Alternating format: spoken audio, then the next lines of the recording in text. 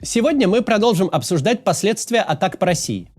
И пока, спустя уже 2 суток с момента поражения стратегической авиации, Владимир Путин ожидаемо не произнес ни слова, пора поговорить о том, как выглядит нынешняя эскалация и что она говорит об эволюции Путина и его режима. 2-3 месяца назад переговорный процесс еще можно было обсуждать не в формате бреда. И уже в то время мы говорили, процесс этот обретет предметные формы лишь когда мы увидим его отражение в действиях. Например, важным маркером стало бы сворачивание рекрутинга. В среднем по российским регионам каждый новый солдат стоит где-то 2 миллиона. 1000 новых солдат – это 2 миллиарда. Плюс их надо отвезти на полигон, недельку пострелять, одеть, обуть, вооружить, бюрократически все это оформить. Это еще несколько сот тысяч на солдата. С учетом всяких реферальных программ «Продай друга на войну и получи 100 тысяч», с учетом расходов на массовую рекламу, можно смело предположить, что российскому государству пополнение армии стоит от 3 миллиардов рублей в день и больше. Это сумма, которую государство может себе позволить. Но 90-100 миллиардов в месяц – это не та сумма, которой оно легко может пренебречь. И если Путин примет решение, что через месяц, 2, 3 в обозримой перспективе не нужно будет такого массового притока людей, что боевые действия заглохнут, лавочка с раздачей денег сожмется первой. Если бы вышел условный Собянин и сказал: «Простите, граждане 50-летние сторожа Ващебас, в ваших услугах мы больше не нуждаемся, теперь нам нужны молодые, здоровые, с опытом воинской службы», это был бы главный звоночек, что война может скоро закончиться. Потому что набор молодых, здоровых и опытных сложно списать на пополнение армейских резервов, а 50-летних сторожей можно набирать только, чтобы грохнуть их в штурме. На базе в тылу в мирное время они не нужны. А если бабло расходуют именно на пополнение штурмов, значит штурмом быть. Простая довольно истина. Сейчас ситуация перевернулась. Тогда мы слушали заявления сторон и победные реляции американского президента и пытались рассмотреть какие-то намеки на подготовку к деэскалации. Сегодня же окончательно ясно. Нам следует описывать именно эскалацию, стремительную и однозначную. На тусовке в Стамбуле уже никто не обращает внимания. Это совсем изолированное событие, живущее своей жизнью, в рамках которого обсуждают то, что раньше обсуждали не публично. Обмен пленными и телами в основном. Кажется, уже даже декларативно никто не ставит задач там договориться о мире. А тем временем Россия наступает. Причем как по привычным направлениям на Донбассе, так и на новом фронте в Сумской области. Обе стороны резко нарастили атаки по территории друг друга. Нарастили на порядок. Каждая ночь теперь обозначена сотнями беспилотников. Украина чуть ли не каждый день проводит на российской территории масштабные, успешные и тщательно подготовленные диверсии. О чем это нам говорит? О том, что обе стороны ни на одну секунду не заблуждались в реальности переговорного процесса, который тщательно симулировали на радость Дональду Трампу. Пока переговорный процесс якобы вовсю шел, обе стороны активно готовились к новому витку эскалации. И это очень интересно, если взглянуть на происходящее вот с какой точки зрения. С 24 февраля мы с вами успели не раз убедиться в возможностях американской разведки. Никто не знал, Набиуллина не знала, Усманов не знал, а американцы знали все. Заранее и в мельчайших деталях знали, как будет начинаться война.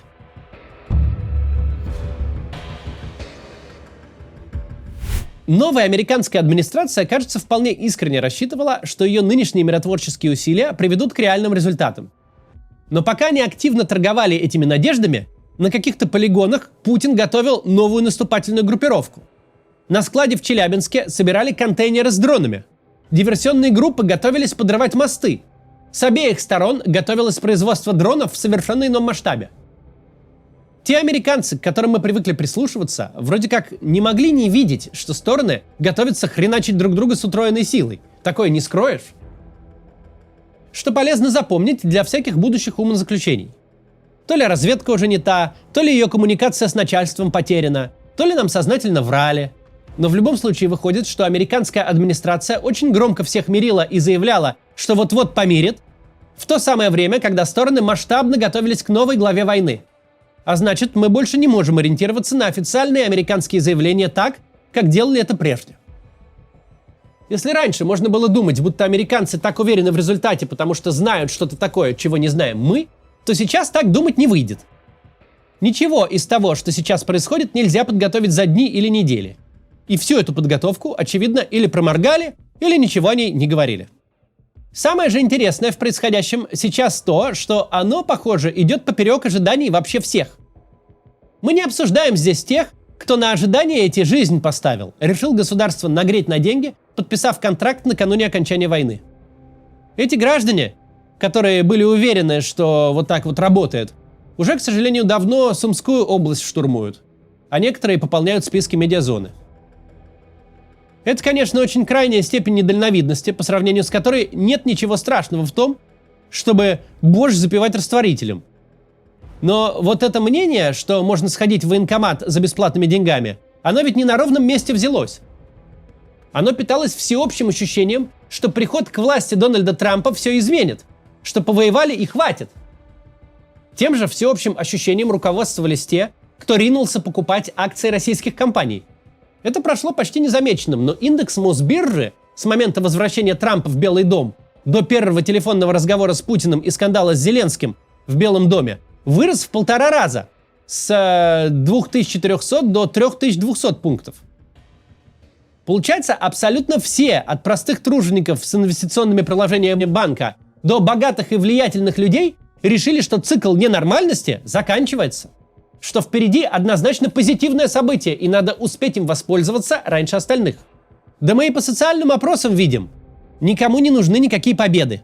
А переговоры и мир по их результатам, безо всякого достижения целей СВО, это самое ожидаемое и желанное событие, от которого абсолютное большинство будет в полном восторге. И реакция рынка демонстрирует, люди готовы были ставить свои деньги на то, что это точно случится.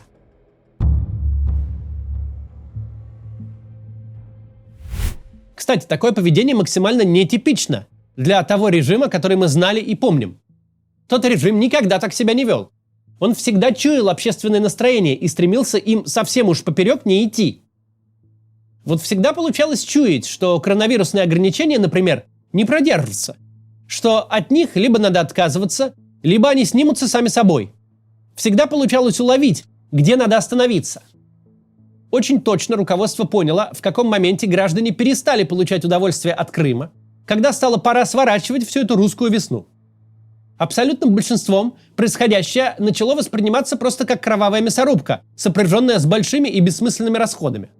Очень четко был пойман момент от «Крым наш» до «хватит кормить кого попало». И в рамках своей избирательной кампании 17-18 годов ни о Крыме, ни о Новороссии Владимир Путин не сказал ни слова. И Крым, и Новороссия из публичного оборота исчезли куда раньше. Сильно раньше поубивали всех ретивых героев Донбасса, которые мешали всем забыть, что нечто такое вообще было. Война сейчас задолбала абсолютное большинство. Если это вдруг не ясно до текущего года, до всеобщей надежды на переговоры, то уж точно очевидно сейчас. Поддержки продолжения войны не добавят. Никакое завоевание не сделает никого счастливее. Цифры однозначно говорят, всеобщая чуйка на то, что войне конец, была не на пустом месте основана. В высшей степени логично было бы заключить мир именно сейчас. Мы об этом уже говорили, но неплохо бы напомнить. Российское государство приложило огромные усилия к тому, чтобы разогреть всеобщие ожидания. К тому, чтобы россияне от Трампа ждали избавления. Это ж с трудом объяснимая штука. Всем на свете Соловьевым спускали методички о том, что вот-вот все свернем. Всем помоечным телеграм-каналам спускали сливы, что переговоры не просто идут, а уже почти пришли к успеху. Вкладывались вполне капитальные средства в пропаганду пацифизма, а телевизор с большой охотой мочил диванных вояк, желающих продолжения войны. По соцсетям активно форсили ролики о том, что настоящие войны только и ждут, что спасительного договорничка. Посмотри, что пишут. Боты какие-нибудь, не обращай внимания. Там эти сейчас договорятся, и все домой поедем к своим.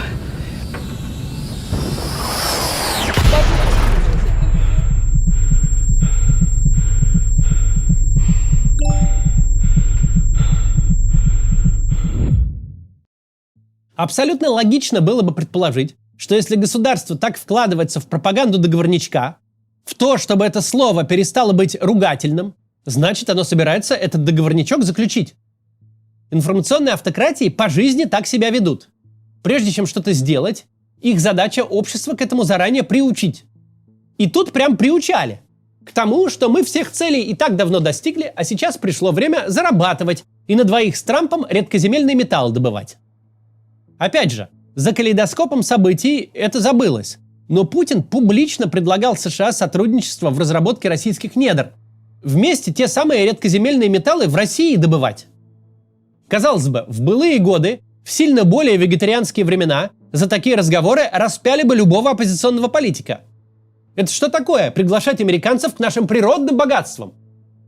Подобное говорило о такой степени взаимной любви между Трампом и Путиным, что мир и дружба как будто были заключены за пару дней до этого. Но теперь мы знаем, прямо в этот момент другая рука российского государства готовила летнее наступление. Государство не просто собралось продолжать воевать, но собиралось нарастить боевые действия. И при этом спустило задание всю гражданскую жизнь готовить к скорому миру. Ну окей, вы вешали лапшу Трампу с какими-то своими целями. Задним числом уже непонятно с какими. Если кто помнит, на самом первом звонке Путина с Трампом обсуждалось возобновление прямого авиасообщения. И даже этого весьма номинального шага не случилось. Ну ладно, допустим, нравилось Путину лично над Трампом поиздеваться. Но Трамп не смотрит же Соловьева. Какой смысл был в том, чтобы внутреннюю аудиторию погружать в реальность близкого и желанного мира? Мы с самого начала давали очень низкую вероятность в перспективе перемирия. Но даже мы не ожидали, что результатом всего трехмесячного движняка станет не продолжение войны прежним темпом, а резкое ее обострение. Иронично, что некоторая часть респондентов, кто высказывался за сворачивание войны, это лоялисты. Те, кто верно расслышал и хорошо запомнил сказанное в телевизоре. Теперь в моде мир. Теперь правильный гражданин любит Трампа и не любит дураков, которые все еще ждут Киев. Явная двусторонняя эскалация вместо разрекламированного мира подтверждает наши слова о том, что Путин и российское государство – это теперь две разные сущности. Мы совершенно не ошиблись. Российское государство действует в точном соответствии с прежней логикой. Это логика ограниченных во времени сюжетов. Ну, повоевали, чего смогли добились, чего не получилось, уже не получится. Государство вполне ожидаемо и закономерно готовилось сворачиваться. Чиновники прекрасно понимали, что продолжение войны, а особенно новый виток эскалации, это не то, что государство может себе позволить. И не факт, что получится вытягивать войну через год или два. При этом совершенно непонятно, куда опять может прилететь, где опять что взорвется и кого убьют завтра, ведь в компетенциях ФСБ никто не сомневается. А главное, совершенно непонятно, когда еще будет и будет ли вообще такая удача. Когда американский президент стоит с протянутой рукой и практически умоляет закончить войну на каких тебе угодно условиях и безо всяких политических издержек. И происходящее сейчас вполне ясно показывает правоту той части российского государства, которая искренне вложилась в договорничок. Людей, которые осознавали, что Россия в реальности не готова продолжать войну. Никто не знает и никто не в состоянии предсказать, что будет дальше. Уже бог с ним, с фронтом и с возможностью обеспечивать наступление поставкой новых людей. Главное, что никто теперь не знает, чего ждать от дня грядущего. Любой представитель российской правящей элиты, любой промышленный и инфраструктурный объект, хоть как-то связанный с войной, а значит почти каждый промышленный инфраструктурный объект в России, это потенциальная мишень для нового удара. Атака по аэродромам показала, предела совершенству не существует. Эскалация, которую Путин раскручивает, способна пойти по совершенно неожиданному сценарию и привести к последствиям, которые невозможно предсказать. Может стать хуже не постепенно, а в один момент. Если кому-то раньше было непонятно, что Путин в буквальном смысле играет с огнем, то теперь это должно стать очевидно. Это не тот Путин, который умел остро чуять общественное настроение и вовремя останавливаться. Не тот Путин, который работал на богатство и безопасность своих элит. Теперь это человек, который собирается поднимать ставки до последнего. Ведь чего бы ни произошло, куда бы новый дрон ни прилетел, заплатит по этим ставкам кто-то другой. И Путину плевать, будет это несчастный грузчик, подписавший контракт, или кто-то из ближайшего круга. Главное, что заплатит не он сам. Ведь в тот момент, когда взрываются самолеты и мосты, уже все должно было закончиться. Причем закончиться бесплатной победой, и нет ни единого рационального объяснения тому, почему не закончилось, помимо упрямства одного человека. Упрямство, которое нельзя ни на что списать. Ни на то, что ему улыбнулись не так, уговаривали недостаточно сильно. на то, что подлый Зеленский гадостей наговорил, что его спровоцировали как-то. Никак нельзя оправдать действия своего начальника в глазах элиты. Тут невозможно назначить виновным кого-то другого. Ведь теперь понятно. Все время имитации переговоров Путин последовательно готовился исключительно к новому витку эскалации. Не существовало с самого начала никакой такой формы поведения внешних игроков, которая создала бы хоть какой-то шанс на мир. Не собирался Путин сделать так, чтобы его олигархов счета разморозили. Он с самого начала вел к тому, что как только переговорный процесс схлынет, тут же начнутся новые взрывы. Такая теперь реальность. До завтра.